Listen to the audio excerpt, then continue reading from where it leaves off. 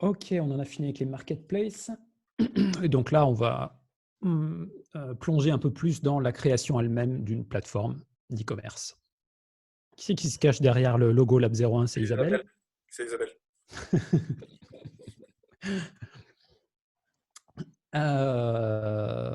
Donc oui, si on franchit le pas de monter son propre site, il va falloir bien sûr passer par les étapes de concept, étude, stratégie, comme dans tout business, et de se poser les bonnes questions, si mon produit est intéressant, s'il répond à une demande, analyser la concurrence, et bien sûr créer un business plan.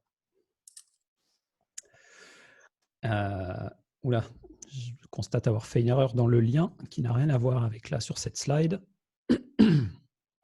Je corrigerai le document et je le renverrai. Alors,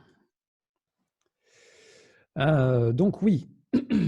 Ensuite, dans les actions concrètes à mener pour démarrer ce projet de site e-commerce, il va falloir identifier et sélectionner des fournisseurs, choisir son nom et forger son identité visuelle et de marque, passer à la création du site et s'occuper, bien entendu, de l'étape la plus cruciale pour se faire connaître, la communication et la visibilité.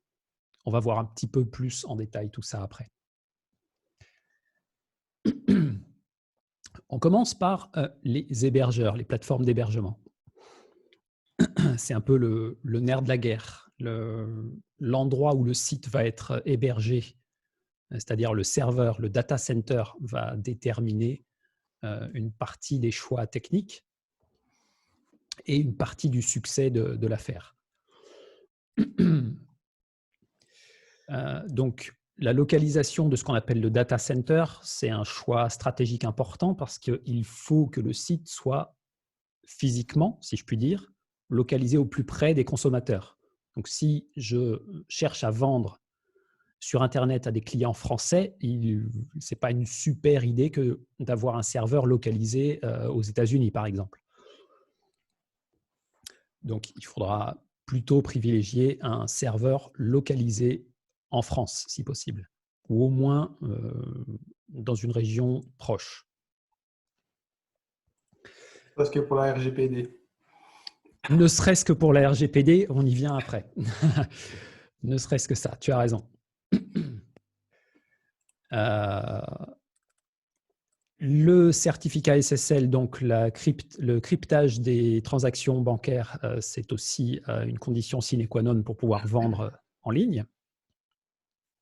Et après, des choses tout à fait standards et demandées dans n'importe quel projet, un espace disque suffisant, une base de données adaptée et quelque chose de crucial, un support technique réactif. Ce qui n'est pas le cas de tous les hébergeurs. Sans vouloir taper sur certains. Et donc, on en vient à une petite liste d'hébergeurs possibles. On a notamment les chatons, que Aurélien, tu m'as fait découvrir il y a une quinzaine de jours. Alors, les chatons, justement, il faut bien faire attention Oui. parce que ils proposent des AMAP du numérique.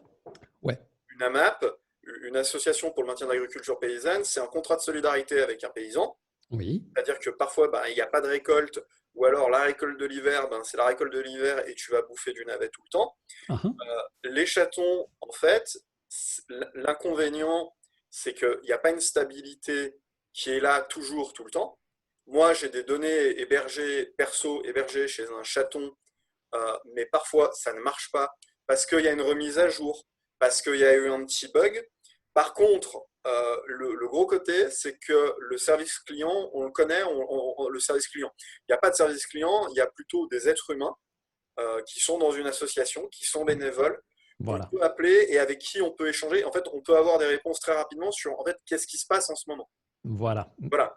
Donc si c'est pour faire un site de vente qui marche 24 heures sur 24, c'est peut-être pas la solution à adopter, quoi. Non, évidemment. J'allais y venir.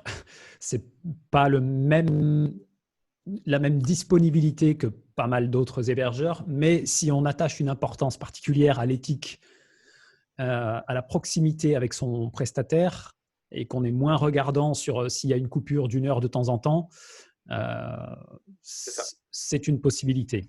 Voilà. Et notamment en termes de traitement des données personnelles aussi, on aura une assurance plus grande que les données seront traitées avec respect chez les chatons que par exemple sur les plateformes d'Amazon ou OVH ou autres. Donc j'ai découvert aussi il n'y a pas très longtemps Infomaniac, qui est un hébergeur suisse, mais qui a une vocation notamment écologique assez forte et une éthique un peu plus développée, je trouve, que dans certains autres. Donc c'est pour ça que je l'ai mis dans la liste. Et évidemment, après les grosses machines comme OVH et Ionos, qui sont très connues, qui ont pignon sur rue et qui ont des offres très étendues, mais peut-être des services clients peut-être moins réactifs et des politiques de gestion des données personnelles un peu plus opaques. Voilà. Vous voyez mon écran? Ouais. Super. Et là, on en arrive à le choix de la plateforme de gestion e-commerce, qu'on appelle un CMS, un système de gestion de contenu, Content Management System en anglais. Et donc, beaucoup d'hébergeurs, justement, proposent des solutions de e-commerce déjà intégrées sous forme de modules qui s'installent très facilement quand on a un minimum de bagage technique. Et donc, ces systèmes de gestion de contenu e-commerce sont, pour les plus connus, on a PrestaShop, Magento, Shopify, WheezyShop, ou alors la combinaison de WordPress et de WooCommerce. Vous aviez peut-être entendu ces noms déjà? Alors, moi, j'avais entendu PrestaShop. Je pensais que PrestaShop allait avec WordPress, mais non. Non. Non, c'est 2 plateformes indépendantes, mais qui sont tout à fait comparables. WordPress, ce n'est pas une plateforme d'e-commerce à proprement parler. À l'origine, c'était plutôt une plateforme de blog, mais il est très, très facile de lui adjoindre les fonctionnalités de e-commerce avec WooCommerce, qui est un plugin. Il faut savoir que WordPress est le moteur d'environ 30% des sites web du monde entier. Donc, c'est une plateforme très répandue. C'est 30% simplement, c'est pas plus? Je crois que les dernières stats, c'était 32 et quelques pourcents. Okay, mais ça a peut-être évolué. Je ne sais pas. Pas mal quand même. Ouais. Mais c'est déjà une très, très large proportion. Et donc, en fonction des connaissances techniques que l'entrepreneur qui veut se lancer a, et du temps qu'il a, et de l'argent qu'il a, le choix de la plateforme e-commerce va être influencé par ces variables. S'il a du temps et un peu de connaissances techniques, il a tout intérêt à se lancer et à installer son propre PrestaShop ou son propre WordPress, ce qui lui permettra plus de souplesse et d'intervenir lui directement sur sa plateforme en cas de problème ou pour les mises à jour ou autre. Et si l'entrepreneur a moins de temps, mais peut-être un peu plus d'argent à mettre dans un projet, eh bien, il pourra passer sur des solutions qu'on appelle des solutions de Software as Service, SaaS, des solutions déjà préinstallées, où il y a très peu de travail à faire. Donc, les néophytes peuvent s'y mettre.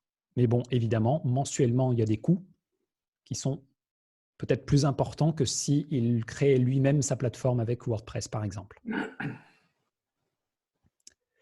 C'est compliqué de switcher de l'un à l'autre? C'est-à-dire?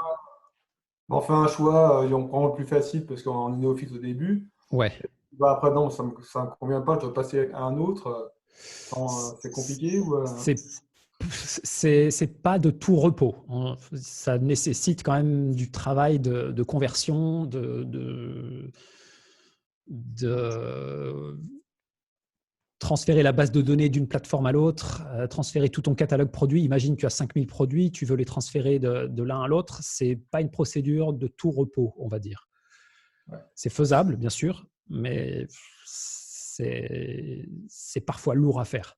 Ouais, c'est pas sans conséquence. Ouais. Non, c'est pas sans conséquence. Ensuite, on en vient aux solutions de paiement. Vous avez tous entendu parler de PayPal, Stripe, etc. Ce sont beaucoup des solutions très éprouvées qui existent depuis longtemps. Enfin, pour Stripe, ça existe depuis moins longtemps que PayPal quand même. Hein. Mais c'est quoi en fait? En fait, j'ai un compte PayPal que j'utilise jamais, mais grosso modo, oui. Stripe PayPal, c'est tu mets de l'argent de la banque dans ton compte PayPal sans payer de commission, c'est ça? Alors, tu peux alimenter ton compte PayPal avec l'argent de ta carte bancaire via ta carte bancaire ou ton compte bancaire. Mais ensuite, sur chaque transaction, quand un client te paye, en fonction du montant qu'il a payé, il y a une commission plus ou moins importante. PayPal garde en général 3% de la transaction quand un client t'a payé. Mais si le client t'a payé plus de, je ne sais plus combien c'est, 500 € je crois, la commission est un peu plus importante. Ok. Voilà, c'est une sorte de portefeuille virtuel qui permet une facilité des échanges et des paiements, quoi. Voilà. Mais c'est relié à ton compte en banque et il faut montrer patte blanche à PayPal pour stipuler que ton compte en banque est réel et existe bien. Voilà. Il y a bien sûr toutes les solutions de paiement proposées par les banques traditionnelles qui sont un peu plus complexes à mettre en place, mais qui donnent un peu plus confiance à une catégorie d'entrepreneurs. Il y en a qui vont préférer fonctionner avec leur propre banque, je ne sais pas, Banque Populaire, Crédit Coopératif, Caisse d'épargne, etc. Et donc, ils ont tous des TPE virtuels, des terminaux de paiement électronique virtuels, qui fonctionnent en général par abonnement et dont l'installation est un peu plus complexe en général qu'un simple plugin PayPal à ajouter à une installation WordPress, par exemple.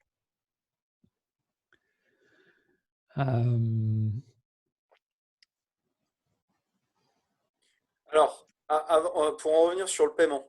Oui. Pour en revenir vraiment sur le paiement. Oui. Il y a aussi la question des crypto-monnaies et des bitcoins maintenant. Bitcoin, crypto-monnaie. Effectivement. Et en fait, ça débaroule de partout parce que il y a par exemple sur le navigateur Brave qui propose de générer sa propre petite monnaie pour rémunérer des créateurs. Maintenant, sur Firefox, on peut mettre des extensions. Faut que je le configure, moi, pour générer de la monnaie, etc. OK. Alors, cette problématique, je ne l'ai pas intégrée à la chose, notamment parce que je ne l'ai pas étudiée. D'accord. Mais si tu en sais, n'hésite pas à nous dire quoi que ce soit, parce que je n'ai jamais, pour ma part, acheté quoi que ce soit via Bitcoin. J'ai un portefeuille Bitcoin et je n'en ai jamais rien fait. Alors, le truc sur la crypto-monnaie, c'est que c'est un sujet qui, pour moi, me semble infini.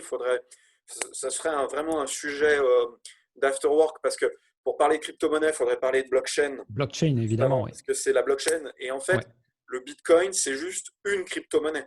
OK. Moi, j'ai découvert, en fait, il y a un espace, un hackerspace à Lyon qui s'appelle le LOL. Et en fait, il y avait un poster avec les 40 crypto-monnaies, 40 ou 60 crypto-monnaies qui existent. Il y a notamment l'Ethereum, il y a la June, qu'on appelle aussi la G1, la Dunitaire, qui ont toutes leurs propres règles, qui ont toutes leurs propres lois. Ouais. Voilà. Et en plus, le Bitcoin, la génération du Bitcoin par an consomme autant que tout ce qui est consommé en électricité, en énergie en Suisse. OK. Donc oui, c'est un gros sujet. Mais OK. Quand même, ouais. D'accord. C'est pas mal comme comparaison. Ça permet d'en prendre la mesure. OK. Non, ouais, pas de chapitre sur le Bitcoin pour l'instant, mais quand j'en saurai plus, pourquoi pas. OK. Alors, oui, un truc important, c'est l'aspect obligation légale, notamment. Tous les sites de commerce en ligne se doivent d'être en conformité avec le RGPD, comme tu l'évoquais tout à l'heure, Alex, d'être en conformité avec le placement des cookies sur les navigateurs des utilisateurs, d'avoir des conditions générales de vente et des mentions légales. les sites de vente qui ne respectent pas